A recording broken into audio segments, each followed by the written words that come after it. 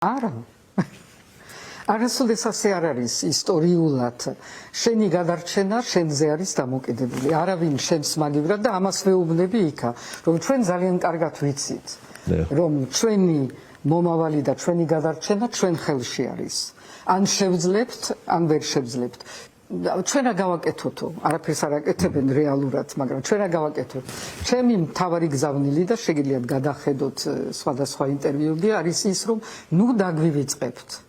ეს ერთი, იმიტომ რომ ძალიან მნიშვნელოვანი არის ამ პროტესტისთვის და ხალხისთვის, რომ იცოდნენ, რომ გვიყურებენ, ვახსოვართ და ეს მორალური მხარდაჭერა არსებობს და მეორეს რას ვეუბნები, მე ვეუბნები, რომ თქვენთვის გადახედეთ ის რაც ხდება ჩვენთან, იმიტომ რომ ჩვენ ვართ პირველი ტესტირება, როგორც თავის დროზე ვიყავით სამხედრო აგრესიის ტესტის ადგილი, ჩვენ ვართ ტესტი იმ ახალი ჰიბრიდული სტრატეგიის, როცა რუსეთი ხედავს, რომ უკრაინაში სამხედრო აგრესია არ გამოსდის, ჩვენ ყოველთვის ვუყურებთ, რომ ჯერ უკრაინას არ გაუმარჯვებია და არ დაიბრუნა ყველა ტერიტორიები. პირიქით თუ შევხედავთ, დღეს უკვე წააგო რუსეთმა ის ომი, იმიტომ 3 წლის მერე რომ ვერაფერი ვერ შეძლო და დღეს კიდევ ამ დილით მე მგონი ითვლიდა, რომ იმ ქალაქში ნახევრად შევედი და რაღაცა სასაცილო არის ამ უზარმაზარ იმპერიისთვის, ხო, მისი პრესტიჟისთვის.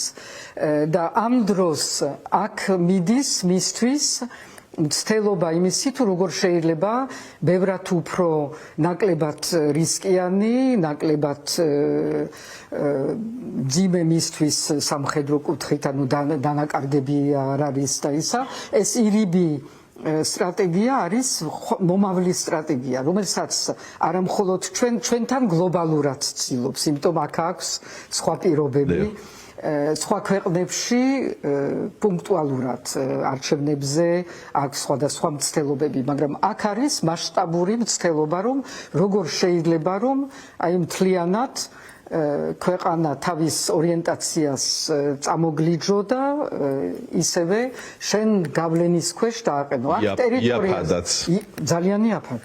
არაფერი არ უჯდებათ, გარდა ის პროპაგანდისტული და სპეცსამსახურები, რომელიც ისედაც ამ ქვეყანაზე და სხვა ქვეყნებზე მუშაობენ, რაც არ უნდა იყოს, ასე რომ ეს იოლი გამოსავალი არის მათთვის, თუ კი გამოუვათ და თქვენ არჩევნებზე თუ იქნა არჩევნები, უნდა ყველა ჩაერთოს არასამთავრობო ორგანიზაციები, პარტიები. ამასობაში საერთოდ პოლიტიკა თუ რჩება ქვეყანაში, ჩვენ ვხედავთ, რომ პარტიების აკრძალვის ინიციატივით პოლიტიკური პროცესი მოხდა. დღეს ვართ ამ მდგომარეობაში, ის გაფორმება მიდის თუ არა იმით, რომ პარტიების აკრძალვის სარჩელია საკონსტიტუციოში შესული, კონკრეტულ პოლიტიკოსებზე ახალი საქმეები წამოიწყეს, თქვენ კარგად იცით და სხვათა შორის დღეს მოწმეების ჩვენებებზე იყო რეპორტაჟები ახალ ამბებში და იქ თქვენი გვარიც იქნა ნახსენების შეწყალების კონტექსტში. ძალიან სასაცილო იყო სხვათა შორის, რომ ვიღაც ევროპარლამენტარიო იხსენებენ ნანა კაკაბაძე ყოფილა მოწმე, რომელიც ამბობს, რომ რაღაც შეწყალებებს ასახელებს და მე მახსოვს კარგად, რომ ამ შეწყალებიდან ერთი იყო 8 მარტის შეთანხმების და მეორე შარლ-მიშელის, მაგრამ ახსენებს ამ შეთანხმებების მიღმა იყო შეწყალება გვარამიასი და მოწმე ყვება, რომ ვიღაც ევროპარლამენტარმა სახელი არ მახსოვს, ხო მგონი სწორად ციტირებ, შენ თუ გაეცანი, სახელი არ მახსოვსო, რომელი არ მახსოვსო, მე კი არ მახსოვს, თავად მოწმე ამბობს. არ მახსოვს თქვა, რომ ზურაბიშვილი დაგვპირდაო, რომ გვარამიას შეიწყალეთ, მოკეთ რაღაცნაირად თქვენს რაღაც ფორმით გახსენეს ამ საქმებში. ანუ ამ პოლიტიკოსები თავარი იყო 4 ოქტომბერი სასახლე და უნდა დაბრუნებაო.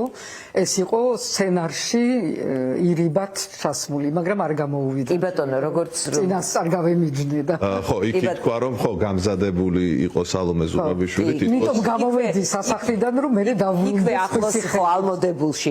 კი ბატონო. ყველაფერი არ გამოსდით ასე ასე ვთქვათ. კი ბატონო და აი ახლა ამ საქმეების დაკიდება ამ პოლიტიკოსების თავზე თან პატიმრობა არაო გამოვლენ, მაგრამ ეს პროცესი გაგრძელდებაო. აი რაღაცნაირად პოლიტიკურ მძევლობას ხომ არ გავს ამ ხალხის, რომ თუ ისე არ იმოქმედებთ, როგორც ჩვენ გვინდა ან არ ვიცი, რაღაცნაირად თქვენს გემუქრებათ ზოგს 9 წლიანი, ზოგს 2 წლიანი და ასე შემდეგ. ანუ ახალი არჩევნები იქნება და ყველა წავალთ არჩევნებში და არასამთავრობოები დაგვაკვირდებიან. ეს ასე კარგად ჟღერს, მაგრამ რეალობა არის თუ არა, არ მithქვამს რომ ვარდისფერი სათვალებელო. არა, ვარდისფერი არა, რა თქმა უნდა, მაგრამ იქამდე სანამ ჩაინიშნება საერთოდ ეს ხალხი ამიტომ ამბობ, ეს არ იქნება პოლიტიკური პროცესი, ეს იქნება ბრძოლა. თუ დანიშნავენ ან თუ უფრო რბილი ფორმა იქნება თუ ჩამოიშლებიან, მაგრამ თუ მათი ფორმით იქნება ჩანიშნული, ეს იქნება ძალიან მძიმე ბრძოლა, სადაც არაფერს არ დაგითმობენ და დღეს მიდის ჩახჩობა პოლიტიკური პროცესის. აი ამ სარჩელებს როგორ აღიქვამთ, როგორ უყურებთ პარტიების გაუქმებისაც და ახალ საქმეებს ამ პოლიტიკოსებზე? ხო, ანუ ეს თქვენი აზრით რატომ აკეთებს თქვა ამას, რომ აღარ იყოს არავინ პოლიტიკაში? აბსოლუტურად და დატოვონ შაკარაშვილი და ისე. რაც ვიკითხო პერსონალურად თქვენზე. როდესაც ასეთი ჩანაწერები ჩდება პროკურატურის დოკუმენტებში, გამორიცხავთ, რომ ივანიშვილი იმაზეც წავიდეს, რომ ფიქრობდეს თქვენც დაგაპატიმრონ, ეს ხო შემთხვევით არ ჩდება ეს ჩანაწერები. ცუდი კითხვა არის.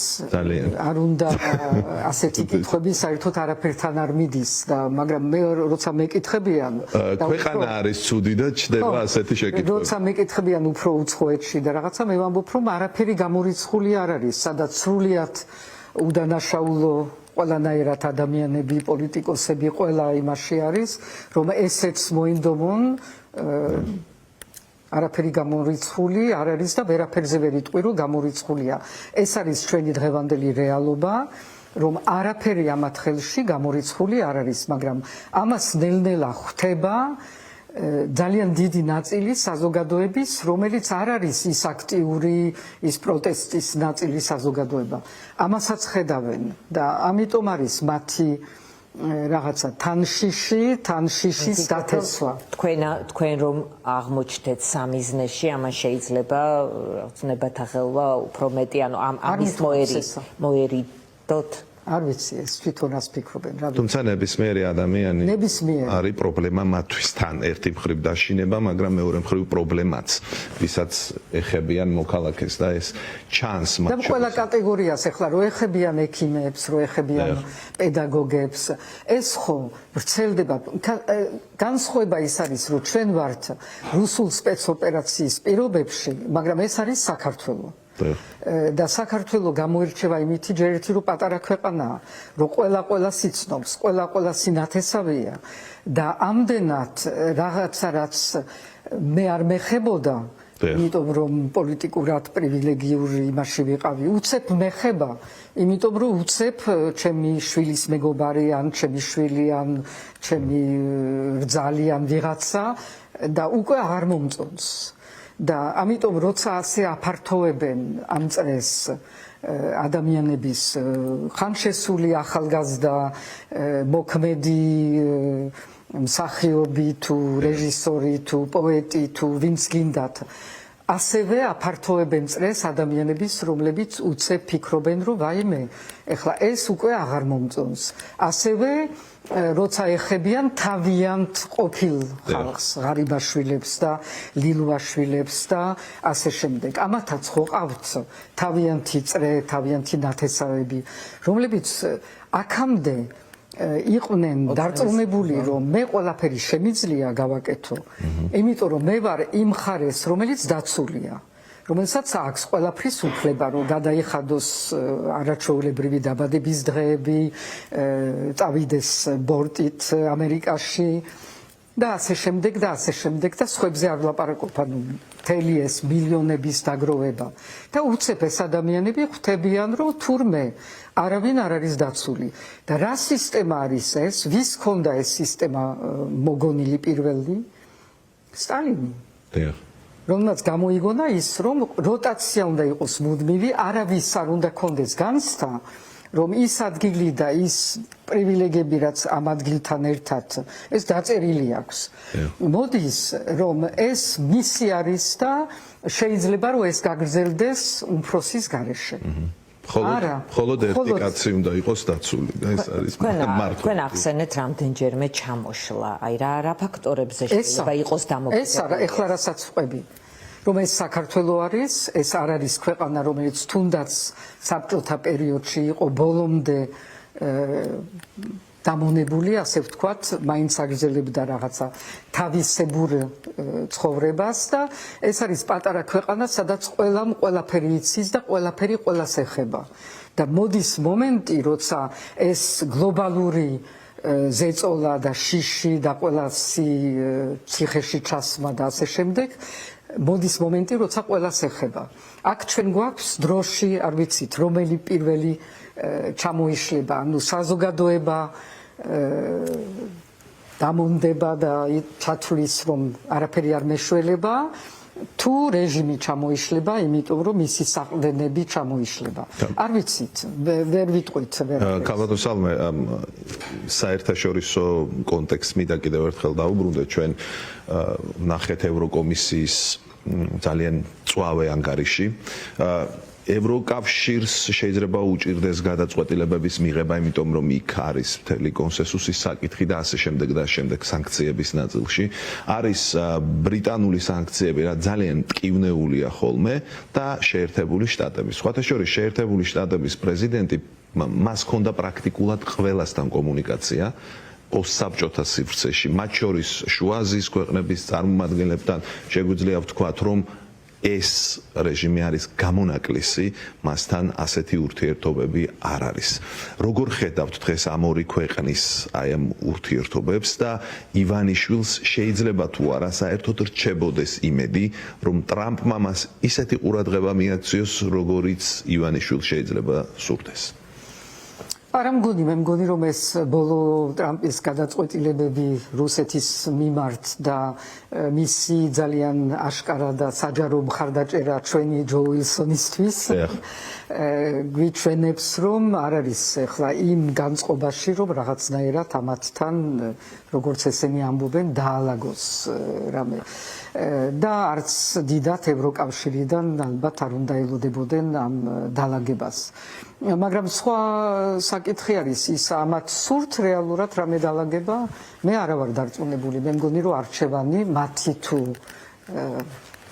მოსკოვიდან მოსული, მათი არჩევანი არის, რომ იმ გზაზე იარონ აჩქარებულად მოვწყდეთ ყველანაირად, ანუ არ ეთყობათ ახლა დაალაგება რომ დომოდათ. მე შემიძლია ვთქვა, ანუ გარედან რაც ვიცი, როგორ ყალიბდება ეს რამოდენიმე ნაბიჯი იქნებოდა საკმარისი, რომელიც ძალიან მძიმე მათთვის არ იქნებოდა, რამოდენიმე სინდისის პატიმრის გამოშვება, რაღაცა კარგი ტექსტით, რუსული კანონის რაღაცნაირად შეცვლა, თუნდაც რაღაც ნაწილებში და არა მთლიანად და რაღაც რეტორიკის შეცვლა იმათ მიმართ.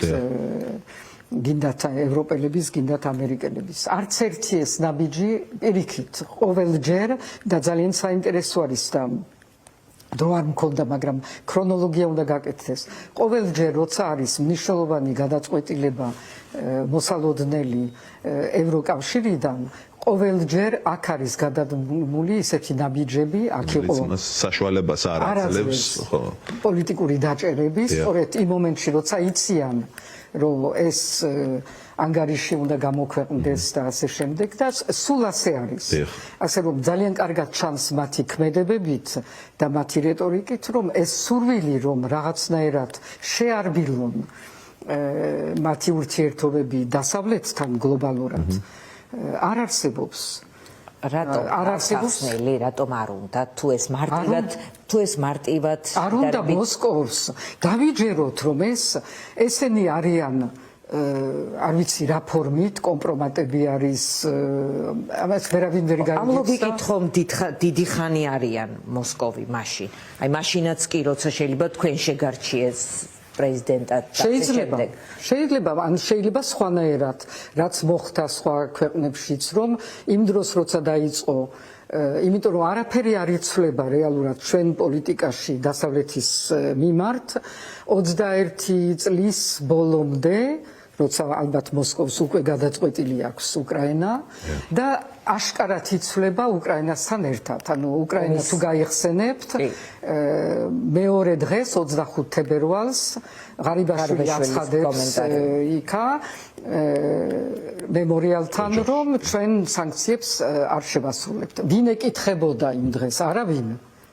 არც იყო ეს სანქციები ახალი არც დაუყენებიათ ეს საკითხი დასავლეთიდან რომ სანქციები დაუწესებთ. შემდეგი პერიოდი მოლდოვა მაგალითად სულ უხსნიდა ოღონდ ძალიან დიპლომატიურად რომ მე რაღაცებს ვერ ვასრულებ, იმიტომ რომ მე ვარ მაქვს ჩემი ოკუპირებული ტერიტორიები, ვარ რეგიონში, სადაც საფრთხეები ჩემთვის სხვანაირი არის, საჭიროებები ჩემთვის სხვანაირი არის და მე ვერა მაგრამ კი არ უწყებდა ის უკრაინაში სრულმასშტაბიანმა შეჭრამ შეცვალა ყველაფერი ჯერთი აჩქარა ჩვენი პერსპექტივა ევროკავშირში ინტეგრაციის რაც მანამდე ალბათ მოსკოვიდან დანახული თვლიდნენ რომ ეს არის რაღაცა გრძელი პროცესი რომელიც ან შესრულდება ან თვითონ ევროპელები ხო ევროპელების განწყობა მანამდე იყო რომ ეხლა ჩვენ გაფართოების ფატიგ და ასე შემდეგ და რაში გვჭირდება.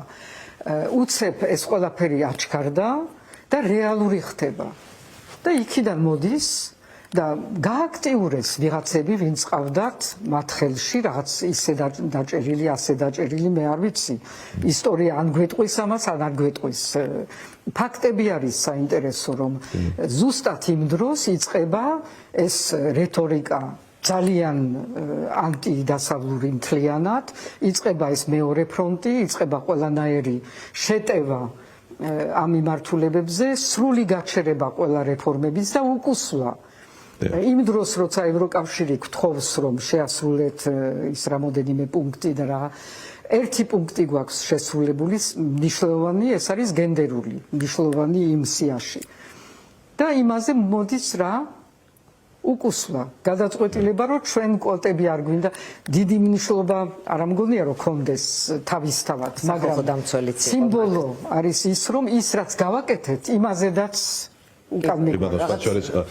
ქრონოლოგია როდესაც ახსენეთ მე მინდა გავიხსენო განაცხადიც კი არ შექონდათ ესეც ევროკავშირთან დაკავშირებით გაწევრიანებაზე ესეც კი პროტესტის შედეგი იყო მაშინ როცა ღარიბაშვილმა ხელი მოაწერა დიანა ცოტა ხაფანგში შეგვიძლია ცოტა დრო რჩება თუ შეკითხოთ ბოლოს მინდა კითხოთ ხედავთ თუ არა რამე ისეთ მოცემულობას რომელშიც თქვენ ივანიშვილთან ან არ ვიცი სხვა ვინმესთან ხელისუფლებასთან რაღაც ტიპის დიალოგი კომუნიკაცია ანუ კრიზისის მოგვარებისთვის რაღაც ტიპის კონსულტაცია რაღაც ასეთ ფორმატში, იმიტომ რომ მახსოვს ჩვენი ბოლო ინტერვიუ მაშინ ათონელზე ჩავწერეთ, სადაც თქვენ ამბობდით, რომ მინდა ლაპარაკი ივანიშვილთან და ვერ ვახერხებ ამას. მახსოვს ამის შემდეგ არ გქონიათ ინტერვიუ. ნოლი კონტაქტი ვინმესთან რაც არ უნდა იყოს, მაგრამ თუ ვერავინ ისტორია არის ისეთი რამე რომ ვერაფერს ვერ იტყვი არასოდეს და თუ საჭირო გახდა თუ დაჭირდათ და რა პირობებში ვერ ვიტყვი რაღაცა face saving რომ ის დანიშნონ ის არჩევნები რომელიც არ უნდათ მაგრამ გამოიყვანონ რომ თავიანთი გადაწყვეტილება არის იმიტომ რომ რაღაცა ჩამოშლის პირას არიან და თუ საჭირო გახდა და ოღონდ ძალიან გამჭვირვალეთ ეს არ შეიძლება რომ იყოს რაღაცა საიდუმლო მოლაპარაკებები მე სულ იმას ვამბობ და ერთადერთ ამას ვამბობ რომ სანამ შემიძლია და უსასრულო არაფერი არ არის სანამ შემიძლია მე ყველაფერზე მზად ვარ რომ ოღონდ რომ ეს ქვეყანა მე არ დავტოვო ისე როგორც დატოვეს არა მე ვამბობ ფიზიკურად იმიტომ არსად არ ვარ წამსვლელი მაგრამ არ დავტოვო დაბრუნებული საბჭოთა რუსეთში თუ არსად არ ხარ წამსვლელი ეს საინტერესოა არა არსად არ ვარ წამსვლელი ვასრულებთ ინტერვიუს რამე ხომ არ არის ისეთი რაც გსურთ რომ დაამატოთ და შეიძლება ჩვენი შეკითხვების და თქვენი პასუხების მიღმა დარჩა რომ ჩვენი მთავარი ძალა საზოგადოების და ყველასი ჩვენი არის ის, რომ შევებრძოლოთ სასოწარკვეთილებას. ეს დანაშაული არის და ჩვენ უნდა ჩვენში მოვნახოთ ყველა ის ძალა, რაც მოგცემს საშუალებას, რომ ამას გაუძლოთ და ეს დავამარცხოთ. უღრმესი მადლობა. მადლობა.